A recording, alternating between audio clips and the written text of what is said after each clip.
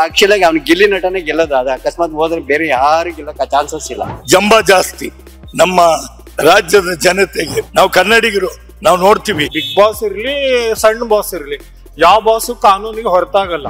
Big boss ಇರ್ಲಿ, ಯಾವ boss ಇರ್ಲಿ, ರೂಲ್ಸ್ ಅಂಡ್ ರೆಗ್ಯುಲೇಷನ್ ಫಾಲೋ ಮಾಡ್ಬೇಕು. ನಡೆದ್ರು ಒಂದೇ, ನಡೆದಿಲ್ಲ ಅಂದ್ರೆ ಒಂದೇ.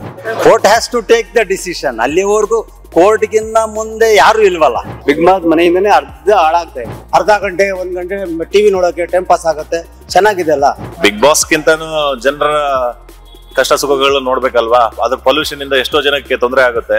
ಅದ್ರ ಬಗ್ಗೆ no comments. Almost 700 people will be unemployed. Entertainment miss ಆಯ್ತು ಅನ್ಸುತ್ತೆ. ಬಿಗ್ ಬಾಸ್ ನೋಡೋದು ಇಂಪಾರ್ಟೆಂಟ್ ಈಗ, ಹಾಗಾಗಿ ಶೋನ ಇಮಿಡಿಯೇಟ್ ಆಗಿ ಬಂದ್ ಮಾಡಿಸಿ ಸ್ಪರ್ಧಿಗಳನ್ನ ಈಗ ಖಾಸಗಿ ರೆಸಾರ್ಟ್ ನಲ್ಲಿ ಇರಿಸಿದ್ದಾರೆ. ಸೊ ಈ ರೀತಿಯಾದಂತದ್ದೇ ಫಸ್ಟ್ ಟೈಮ್ ಇಡೀ ಬಿಗ್ ಬಾಸ್ ಹಿಸ್ಟ್ರಿಯಲ್ಲೇ ಇದನ್ನ ಮಾಡ್ಕೊಂಡು. ಸೊ ಹೇಳಿ ಇದ್ರ ಬಗ್ಗೆ ನಿಮ್ಮ ಅಭಿಪ್ರಾಯ? ನಮ್ಮ ಅಭಿಪ್ರಾಯ ಏನ್ ಗೊತ್ತಾ, ಈ ಸಾರಿ ಚೆನ್ನಾಗಿತ್ತು. ಅದ್ಯಾರೋ ಗಿಲ್ಲಿ ಹುಡುಗ ಎಲ್ಲ ಚೆನ್ನಾಗಿ ಒಂಥರ ಎಂಟರ್ಟೈನ್ಮೆಂಟ್ ಇತ್ತು. ಚೆನ್ನಾಗಿ ಇದು ಏನೋ ಜಾಲಿಯಾಗಿ ಡೈಲಾಗ್ ಕೊಡ್ಕೊಂಡು ಚೆನ್ನಾಗಿತ್ತು, ಮಾಡ್ತೀವಿ. ಇಲ್ಲಿ ಕೆಲವೆಲ್ಲ ತಾಂತ್ರಿಕ ಸುಮ್ಮನೆ. ಏನ್ ಗೊತ್ತಾ ನಿಮ್ಗೆ, ಇಲ್ಲಿ ಕರ್ನಾಟಕದಲ್ಲಿ ಏನಂತ ಹೇಳಿದ್ರೆ ಇಂಥದ್ನೆಲ್ಲ ಮುಚ್ಚೋದು ಮಾಡೋದು, ಅವಮಾನ ಮಾಡೋದು ಏನಕ್ಕೆ ಅಂದ್ರೆ, ಇಲ್ಲಿ ನಿಮಿಷಕ್ಕಾಗುತ್ತೆ. ಏನು ಡ್ರೈನೇಜ್ ನ ಓಪನ್ ಮಾಡಿ ಬಿಡಕ್ಕೆ ಎಷ್ಟೊತ್ತಾಗುತ್ತೆ? 5 ನಿಮಿಷಕ್ಕೆ ಮಾಡ್ಬೋದು. ಚೆನ್ನಾಗಿ ಒಂದು ಎಂಟರ್ಟೈನ್ಮೆಂಟ್, ಎಲ್ಲರೂ ನೋಡ್ತಾರೆ. ಹಿಂದಿಲ್ ಬರ್ತಿತ್ತು, ಯಾರು ನೋಡ್ತಿರ್ಲ, ಅರ್ಥನೇ ಆಗ್ತಿರ್ಲ ಅಂತ. ಕನ್ನಡದವ್ರಿಗೆ ಒಂದು ಖುಷಿ. ಇಂಥದ್ನೆಲ್ಲ ಇಮಿಡಿಯೇಟ್ ಆಗಿ ಸಾಲ್ವ್ ಮಾಡ್ಬೇಕು, ಮುಚ್ಚಬಾರ್ದು, ನಮ್ಮ ಅಭಿಪ್ರಾಯ. ಪೊಲಿಟಿಕಲ್ ಇನ್ವಾಲ್ವ್ಮೆಂಟ್ ಕೂಡ ಇದೆ ಅಂತ ಕೇಳ್ತಾರೆ. ಅದು ಕೇಳಿ ನೋಡೋಣ. ನಾನು ಇನ್ನೂ ವಿಚಾರಿಸಲ್ಲ, ನಂಗೆ ಗೊತ್ತಿಲ್ಲ. ನೈಟ್ ನೋಡಿದೆ, ನೈಟ್ ಸ್ವಲ್ಪ ಹೊತ್ತು. ಆಮೇಲೆ ಏನು ಇದು ಈ ತರ ಆಗಿದೆ ಅನ್ನೋದು ಗೊತ್ತಿಲ್ಲ. ನಾವು ಕಾಂಗ್ರೆಸ್ ಲೀಡ್ರು, ನಾವು ಪರಿಶೀಲನೆ ಮಾಡಿ ಇನ್ನೊಮ್ಮೆ ನೀವು ಬಂದಾಗ ನಾನು ನೀಟಾಗಿ ಮಾತಾಡ್ತೀನಿ. ಏನೇ ಪಾಲಿಟಿಕ್ಸ್ ಇರ್ಲಿ, ನಾನು ಒಂದು ಮಾತಾಡ್ತೀನಿ. ನಾವು ಕನ್ನಡಿಗರು, ಕನ್ನಡಕ್ಕೆ ಸಪೋರ್ಟ್ ಮಾಡ್ಬೇಕು ಅಲ್ವಾ.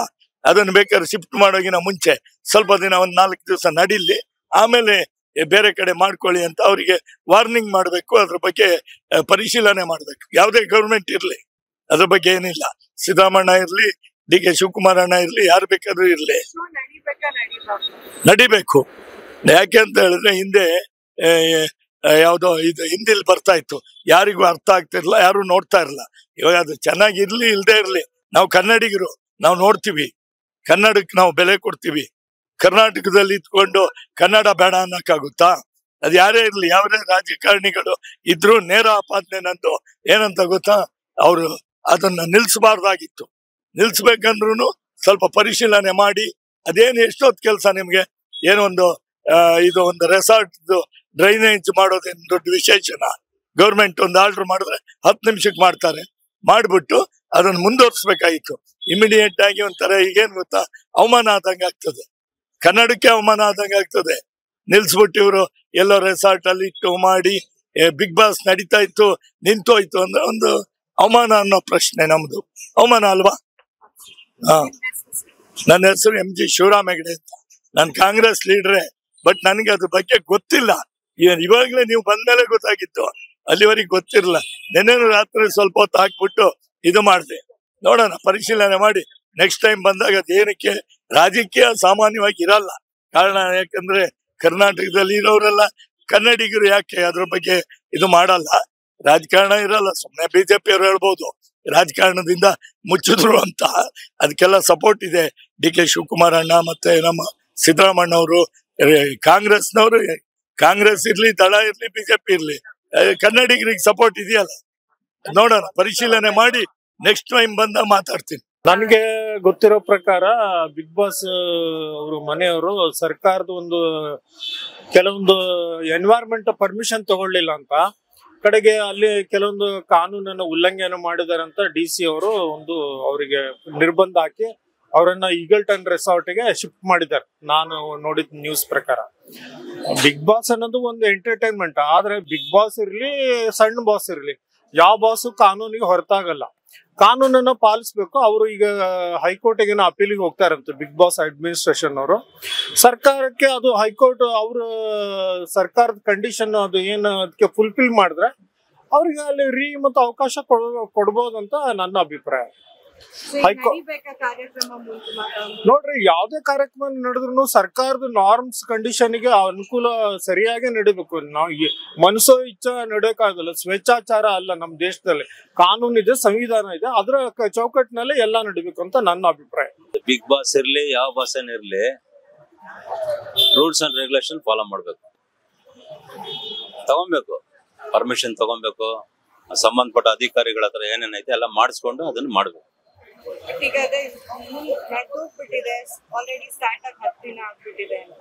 ಅದರಿಂದ ಏನು ಜನಗಳಿಗೆ ಏನು ಲಾಸ್ ಇಲ್ಲ, ಪ್ರಾಫಿಟ್ ಏನಿಲ್ಲ. ಜನಗಳದೇ ಸಾವಿರ ಐತೆ ಇಲ್ಲ ಮೇಡಮ್. ನಡೆದ್ರು ಒಂದೇ, ನಡೆದಿಲ್ಲ ಅಂದ್ರೂ ಒಂದೇ.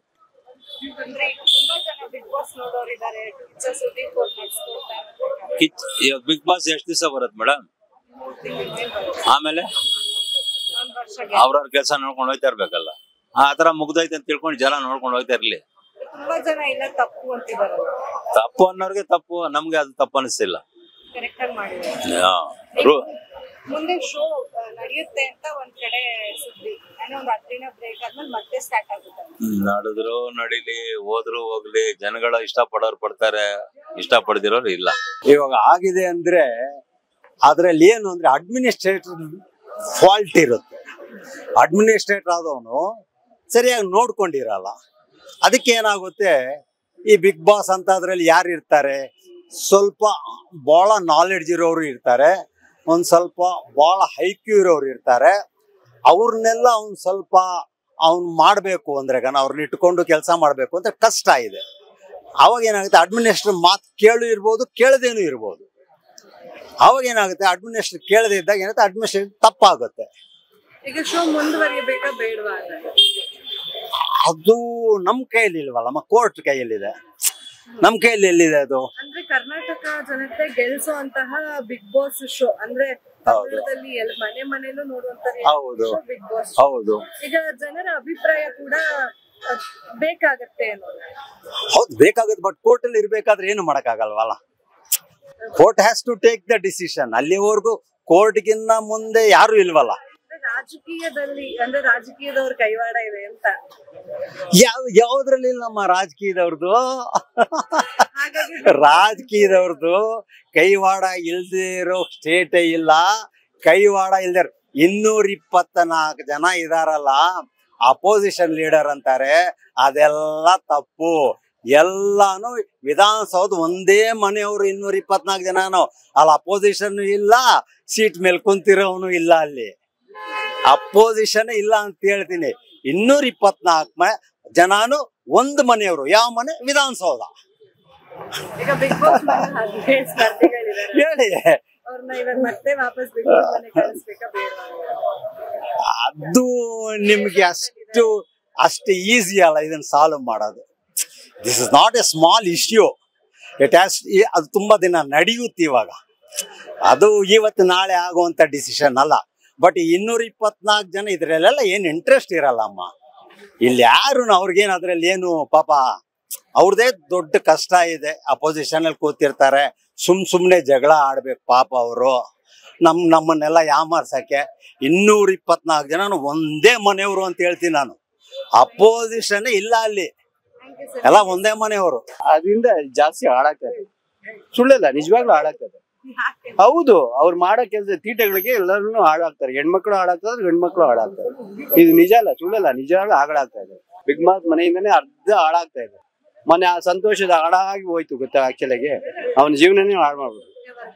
ಹೌದು, ಯಾಕೆಂದ್ರೆ ಅವ್ನು ಮದುವೆ ಆಗಿ ಮಗು ಆಗಿದೆ, ಎಲ್ಲ ಆಗಿದೆ ಅವನಿಗೆ. ಅವ್ರ ಫ್ಯಾಮಿಲಿ ಅವರು ಹಂಗೆ ಇದಾರೆ ಬಿಡಿ. ಅವ್ರಿಗೆ ಹೆಣ್ಮಕ್ಳು ಕಟ್ಪೆ ಇರೋರು ಹಂಗೆ ಇದಾರೆ, ಅವರು ಹಂಗೆ ಇದಾರೆ. ಈ ಜೀವನನೇ ಹಾಳಾಗ್ತಾ ಇದೆ, ನಿಜವಾಗ್ಲೂ ಸುಳ್ಳಲ್ಲ. ಬಿಗ್ ಬಾಸ್ ಇಂದ ಸುಮಾರು ಹಾಳಾಗ್ತದೆ.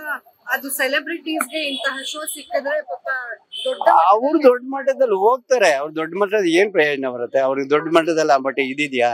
ಇವಾಗ ಆಕ್ಚುಲಾಗಿ ಅವ್ನು ಗಿಲ್ಲಿ ನಟನೆ ಗೆಲ್ಲೋದು. ಅದು ಅಕಸ್ಮಾತ್ ಹೋದ್ರೆ ಬೇರೆ ಯಾರು ಗೆಲ್ಲಕ್ಕೆ ಚಾನ್ಸಸ್ ಇಲ್ಲ. ಆ ಇದ್ರಲ್ಲಿ ಇವಾಗ ಅವ್ನು ಗೆದ್ರು ಗಿಲ್ಲಿ ನಟನೆ ಗೆಲ್ಲೋದು, ಬೇರೆ ಯಾರು ಚಾನ್ಸಸ್ ಇಲ್ಲ. ಕಂಟೆಸ್ಟೆಂಟ್ಸ್ ಮನೆ ಒಳಗಡೆ ಇರೋರಿಗೆ ಹೊರಗಡೆ ಪ್ರಪಂಚ ಏನು ಅವರು ಕರೆಕ್ಟ್ ಆಗಿ ಆಕ್ಯುಪೈ ಮಾಡ್ಬೇಕಾಗಿತ್ತು. ಅವ್ರು ಎಲ್ಲರೂ ಮಾಲಿನ್ಯ ಪ್ರಕಾರವಾಗಿ ಅಟ್ಲೀಸ್ಟ್ ಎಲ್ಲ ಇವರು ಲೈಸೆನ್ಸ್ ಅದು ಎಲ್ಲ ಮಾಡ್ಬಿಟ್ಟು ಮಾಡಿದ್ರೆ ಚೆನ್ನಾಗಿರೋದು. ಏನು ಮಾಡಿದ್ರೆ ಹೋಗ್ಬಿಟ್ರೆ ಮಾಡೋಕ್ಕಾಗತ್ತಾ? ಅವ್ರಿಗೆ ರಾಜಕೀಯದವ್ರದ್ದು ಕೈವಾಡ ಇದೆ. ರಾಜಕೀಯ ಕೈವಾಡನೂ ಇದೆ, ಇಲ್ಲ ಅಂತ ಹೇಳಿಲ್ಲ. ದುಡ್ಡು ಮಾಡೋದು ಎಲ್ಲ ಅದಕ್ಕಲ್ಲ, ಅದ್ರಲ್ಲಿ ತಾನೇ ಮಾಡೋದು. ಅಂದ್ರೆ ಕೆಲವರು ಇದ್ರಲ್ಲಿ ಏನು ಇದೆಲ್ಲ ಮಾಡಬಂದು ಅಟ್ಲೀಸ್ಟ್ ಯಾವ್ದಾದ್ರು ಸ್ಕೂಲು ಇದೆಲ್ಲ ಇವಾಗ ಫ್ರೀ ಆಗಿ ಅದು ಇದ್ ಮಾಡಿದ್ರೆ ಎಷ್ಟೋ ಉತ್ತಮ ಆಗುತ್ತಲ್ಲ. ಈ ರಾಜಕೀಯ ಮಾಡೋದಾರ ರಾಜಕೀಯ ಮಾಡ್ತಾ ಇರೋದು ತುಂಬಾನೇ ಪಾಪ್ಯುಲೇಷನ್. ಶೋ ಮುಂದುವರಿಬೇಕು ಬೇಡ? ಮುಂದುವರಿಯೋದನ್ನೇ ಹೆಚ್ಚಿ ಅಂದು ಅದು ಸರಿ ಇಲ್ಲ ಆಕ್ಚುಲಿ. ಮುಂದುವರಿಯೋದು ಬೇಡ ಬೇಡನೇ ಅನ್ಸುತ್ತೆ. ಅದರಿಂದನೇ ಹಾಳಾಗೋಗುತ್ತೆ. ನಿಜವಾಗ್ಲೂ ಎಲ್ಲಾನು ಹಾಳಾಗ್ತದೆ. ಎಲ್ಲ ಶೋ ಮುಂದೆ ಬರಿಬೇಕದು. ಯಾಕೆ ಸರ್? ಚೆನ್ನಾಗಿದೆ, ನೋಡೋಕೆ ಎಂಟರ್ಟೈನ್ಮೆಂಟ್ ಆಗುತ್ತೆ. ಮನೆಗೆ ಹೋಗ್ದಾದ್ಮೇಲೆ ಅರ್ಧ ಗಂಟೆ 1 ಗಂಟೆ ಟಿವಿ ನೋಡೋಕೆ ಟೈಮ್ ಪಾಸ್ ಆಗುತ್ತೆ. ಚೆನ್ನಾಗಿದೆ ಅಲ್ಲ.